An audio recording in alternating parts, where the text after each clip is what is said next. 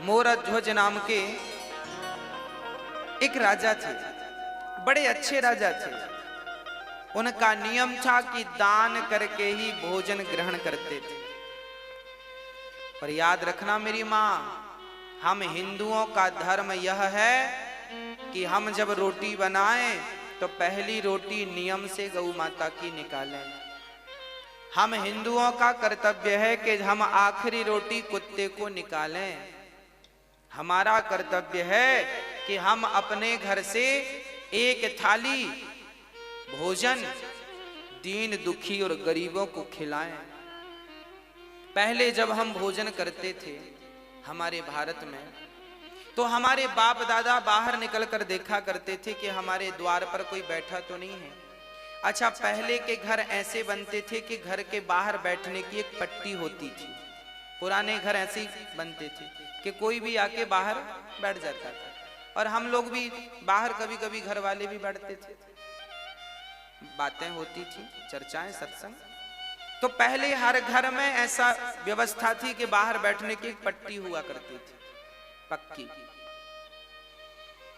पर्ची बोलते थे बाहर, आंगन बोलो, आंगन अलग है, पर्ची बोलते थे, होती थी।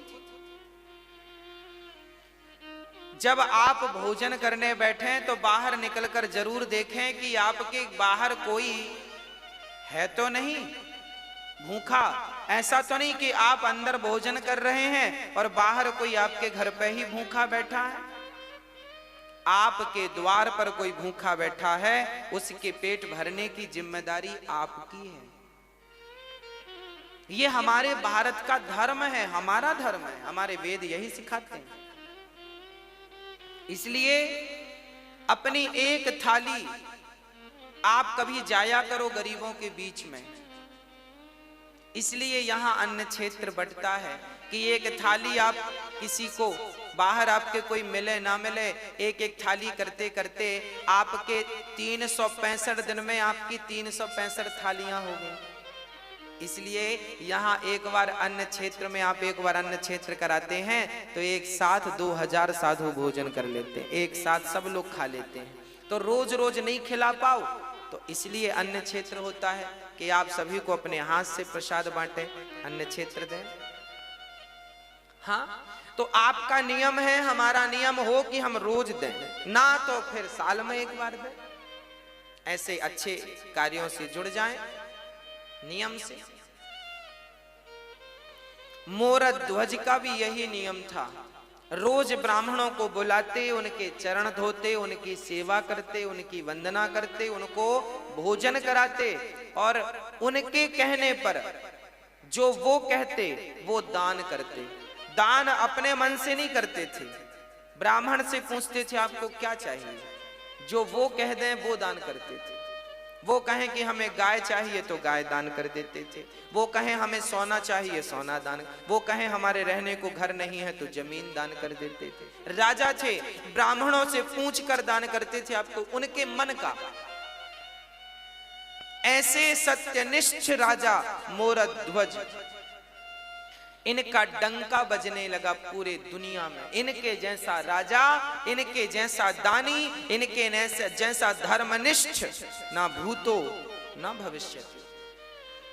एक दिन जब भगवान श्री कृष्ण थे तब अर्जुन ने कहा, चूंकि धर्मराज युधिष्ठिर ने यज्ञ किया था, उस यज्ञ में सबको भोजन, लाखों लोगों को भोजन कराया था, और इतना दान दिया गया था कि ब्राह्मण लेकर जा ना सके, कुछ छोड़कर चले गए। एक दिन अर्जुन ने बड़े अहंकार से कहा कि कन्हैया, आज तक मेरे भैया जैसा यज्ञ और दान आज तक किसी ने किया है? तो भगवान है। जब अर्जुन ने कहा कि मेरे भाई युधिष्ठिर जैसा यज्ञ, इनके जैसा है कोई धर्मात्मा दानी, तब भगवान मुस्कुरा के बोले, अर्जुन तुम्हारे भाई का नाम तो दानियों में सबसे नीचे है। अब अर्जुन को बड़ा बुरा लगा, इतना दान करने के बाद भी लिस्ट में नीचे नाम। तो अर्जुन ने कहा, फिर ऊपर किसका नाम है? भगवान ने कहा आप अर्जुन तुम मत सुनो, अपना काम करते रहो। नहीं नहीं प्रभु बताओ ऊपर नाम किसका है?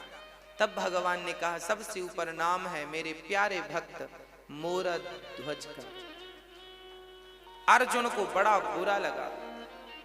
अर्जुन को लगा कि मेरे भाई से बड़ा दानी, उनको डाउट था कि मेरे भैया से बड़ा दानी हो नहीं सकता।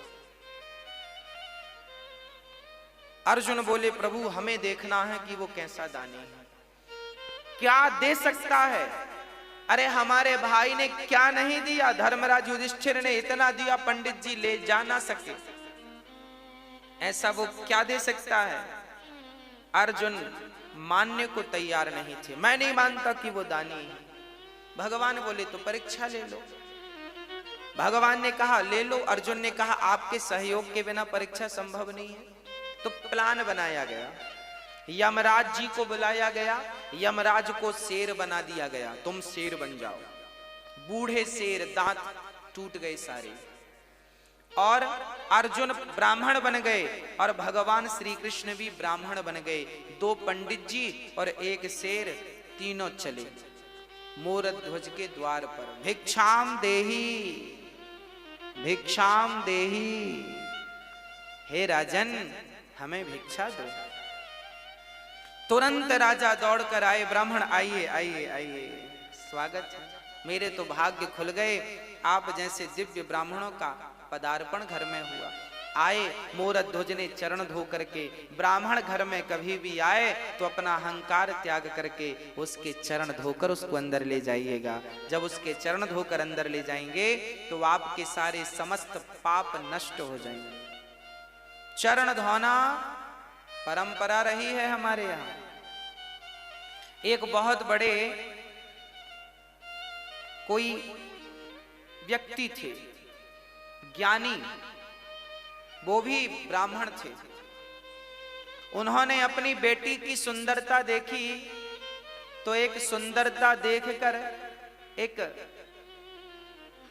लेख लिख दिया, मेरी बेटी इतनी सुंदर है, इतनी सुंदर, इतनी सुंदर। जैसे ही वो अपनी बेटी की सुंदरता का निरूपण अपने एक ग्रंथ में कर रहे थे तभी उनको कोढ़ का रोग हो गया। ब्राह्मणों को बुलाया, भाई हम तो देखो बेटी के ऊपर ये ग्रंथ तैयार कर रहे हैं, बेटी कितनी सुंदर है, लोग पढ़ेंगे, हमें कोढ़ क्यों हो गया।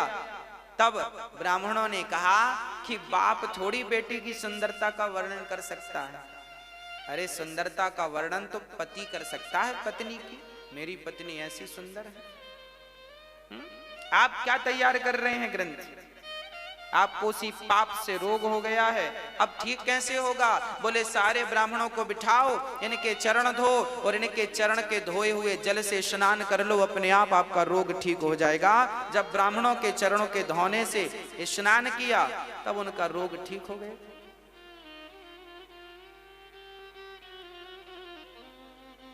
भगवान श्री कृष्ण भी सुदामा जैसे ब्राह्मणों के चरण धोए कि नहीं? हाँ या ना? वो तो भगवान थे ना। भगवान को क्या जरूरत थी ब्राह्मण के चरण धोने की? अरे ब्राह्मण तो खुद पांव पड़ते हैं भगवान के, ब्राह्मण तो खुद भगवान के चरणों की धूल मस्तक पर रमाते हैं, ब्राह्मण तो खुद अपने आंसू बहाते हैं भगवान को पाने के लिए। उस परमात्मा के लिए हम रोते हैं और वो हमारे चरण क्यों धोएगा? क्योंकि भगवान कहते हैं अतिथि देवो, यदि मैं ही इस मर्यादा का पालन नहीं करूंगा कौन करेगा? इसलिए भगवान ने ब्राह्मण सुदामा के चरण खुद धोए हैं और फिर उन्हें भोजन कराया है। आपके घर कभी ब्राह्मणों को बुलाना भोजन पर तो सबसे पहले उनके चरण धोना और चरण धोकर ही उन्हें भोजन पर बिठाना, भोजन कराना। आजकल तो 13ही बरसी में भी लोग पांव नहीं धुलते।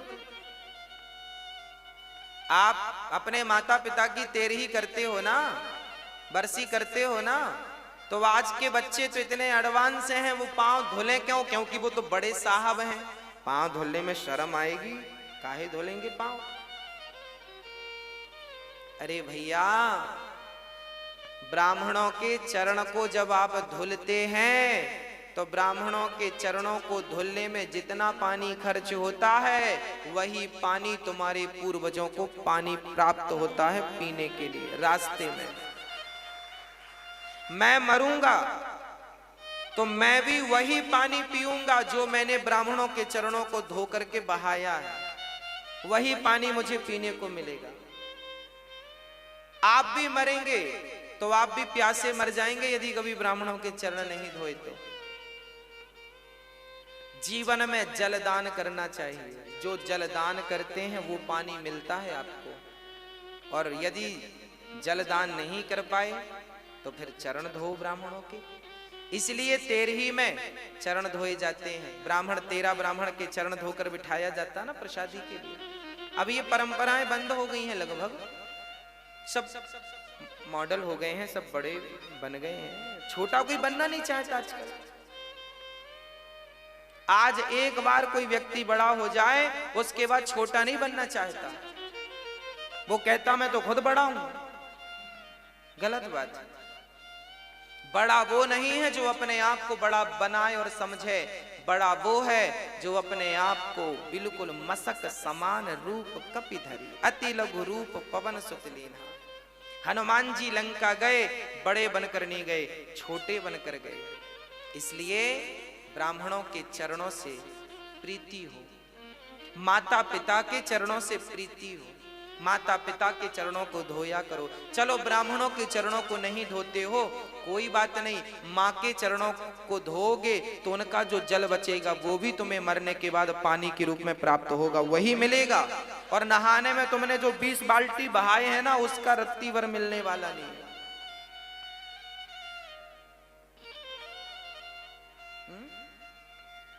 गौ माता को जो पानी पिलाया है वो पानी भी आपको प्राप्त होगा।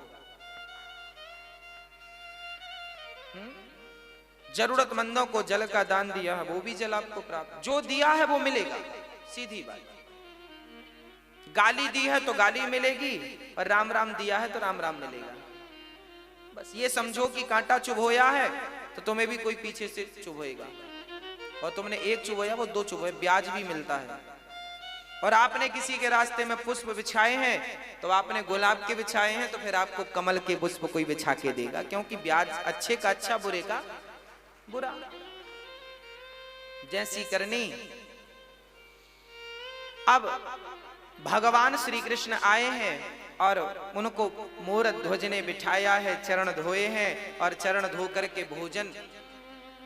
ब्राह्मणों ने कहा राजन हम भोजन बाद में करेंगे, पहले हमारा शेर बाहर खड़ा है, उसे आप कुछ भोजन की व्यवस्था कीजिए। हाँ हाँ, मोरध्वज बोले बताइए शेर क्या खाएगा? उसके लिए हमारे पास बढ़िया, जो कहें वो हलवा बनवाएं, जो कहें वो रोटियां बनवाएं, मालपुआ खवाएं। क्या खाता है आपका शेर? ब्राह्मण कहते हैं राजन हमारा शेर तो देखो सभी शेरों की तरह वो मांसाहार करता है, मांस खाता है। अच्छा, मोरध्वज बोले कोई बात नहीं, हम मांस की व्यवस्था कर रहे हैं। अच्छा, कहां से मांस लाओगे? बकरे को मारोगे? ना ना ना। गाय को मारोगे? ना, राम राम राम राम राम। फिर मुर्गी को मारोगे? ना ना ना ना। फिर किसी प्रजा को मारोगे? ना ना, प्रजा तो भगवान है, उसे क्यों मारेंगे? मोरध्वज से भगवान ने कहा फिर तुम कहां से मांस लाओगे? मोरध्वज बोले हमारे पास भी तो मांस है, हम अपना काट के देंगे आपके सिर को, अपनी जांघ का मांस दे देंगे, हमारा पेट बड़ा है, पेट का मांस दे देंगे, आपके सिर का पेट भर जाएगा। देखो एक राजा, वो राजा क्या उसके राज्य में बकरा बकरी नहीं थे? कह देता बकरे को ले लो, बकरा देता हूं मैं। ना, जीव हत्या पाप है, अहिंसा ही परमो धर्म। हम किसी की हत्या नहीं करेंगे, अपना मांस काट के देंगे। शिवी ने भी अपना मांस काट के एक कबूतर के लिए दिया था। मोरध्वज बोले अपना, ब्राह्मण बोले सुनो आपका मांस हमारा शेर खाएगा ही नहीं। क्यों? बोले आप बूढ़े हैं ना, आपका मांस कठोर हो गया है, और हमारा शेर जो है उसके दांत गिर गए हैं, बुढ़ा हो गया है, कोमल कोमल मांस खाता है। फिर किसका मांस? ब्राह्मणों ने कहा पहले संकल्प लो, दान लेने के पहले संकल्प ले लिया, जो मांगेंगे दोगे। मोरध्वज ने कहा दिया। तो सुनो, आपका बेटा है। हाँ हाँ है, ताम्रध्वज, मोरध्वज का बेटा ताम्रध्वज। अभी उसकी उम्र थी लगभग 5-6 वर्ष की, और अभी 5-6 वर्ष पहले ही हुआ है। अभी बुढ़ापे में बेटा हुआ था, कोई संतान थी नहीं मोरध्वज की। बुढ़ापे में पुत्र का सुख मिला है। ब्राह्मणों ने कहा कि आपका बेटा है, हमें अपने शेर के लिए आपके पुत्र का मांस चाहिए। बच्चे का मांस बड़ा कोमल होता है, वो बड़ी आसानी से खा लेगा। आप जल्दी से अपने बेटे को लाइए और उसे खड़ा करिए। और सुनो, हमारे शेर के दांत गिर गए हैं तो मांस फाड़ नहीं सकता, इसलिए आप दोनों पति पत्नी अपने बच्चे को बीच से आरे से चीर करके फाड़िए और फाड़ करके मेरे शेर को डालिए। अब तो राजा दंग रह गए। राजा कुछ समझ ना पाए। एक पिता एक माँ अपने बेटे को वारे, चलो बेटे का दान तो बहुत लोगों ने किया है, पर बेटे को वारे से चीरना, और उस बेटे को जो एक ही बेटा हो, बड़ा लाड़ प्यार का बेटा हो। अब तो राजा का दिल जोर जोर से धड़कने लगा। समस्या ये नहीं थी कि बेटे को वारे से चीरना है, समस्या तो राजा के सामने यह थी कि बेटे को जबरदस्ती यदि फाड़ेंगे तो बाल हत्या का पाप लगेगा। किसी को जबरदस्ती मारेंगे तो पाप नहीं लगेगा। तभी देखो हमारे यहां धर्म कैसा है। वो नन्हा सा बालक जो मोर ताम्रध्वज था, वो दौड़ कर आया और पिता से कहने लगा, पिताजी इतना क्या सोचते हैं? आप यही सोच रहे हैं ना कि मैं तैयार हूं अपना मांस देने को या नहीं? राजा बोले, हाँ बेटा, मैं यही सोच, मेरा धर्म संकट यह था कि मैं आपको जबरदस्ती पकड़कर काट दूं, पाप लगेगा। तब ताम्रध्वज ने कहा, वाह पिताजी, अरे पुत्र का जन्म ही इसलिए होता है कि वो पिता के धर्म की रक्षा करे। जिस पुत्र ने अपने पिता के धर्म की रक्षा नहीं की, उस पुत्र का पुत्र होना व्यर्थ है, क्योंकि आपने अपने पिता के धर्म की रक्षा नहीं की। उस बेटे ने कहा, पिताजी आज आपका धर्म ना चला जाए, इसलिए अपने धर्म को बचाइए। बेटा चला गया तो कल दूसरा बेटा आ जाएगा, पर धर्म चला गया तो दोबारा धर्म लौट कर नहीं आएगा। इसलिए धर्मो रक्षति रक्षित, धर्म की रक्षा करो। ताम्रध्वज खड़ा हुआ। राजा ने आरा लकड़ी चीरने का आरा पकड़ा, पर रानी मां उसे तैयार करना बड़ा कठिन है। जब राजा ने कहा कि हमने ब्राह्मणों को वचन दिया है कि अपने पुत्र का मांस शेर को खिलाएंगे, पत्नी से कहा, क्या तुम इस धर्म में मेरा सपोर्ट करोगी? अच्छा, वो भी कह देती कि मेरा बेटा है, आपकी बस थोड़ी है। वो कहती मेरा भी अधिकार है, मैं नहीं मरने दूंगी इसे, तो भी धर्म का। फिर भी राजा अपने वचन को पूरा नहीं कर सकते थे। पर देखिएगा, तब का पति, तब की पत्नी और तब के पुत्र कैसे हुआ करते थे। पत्नी ने कहा, स्वामी जी आप अपने धर्म की रक्षा कीजिए, मेरे तो ऐसे 100 बेटे आपके धर्म के लिए बलिदान हैं, कुर्बान हैं।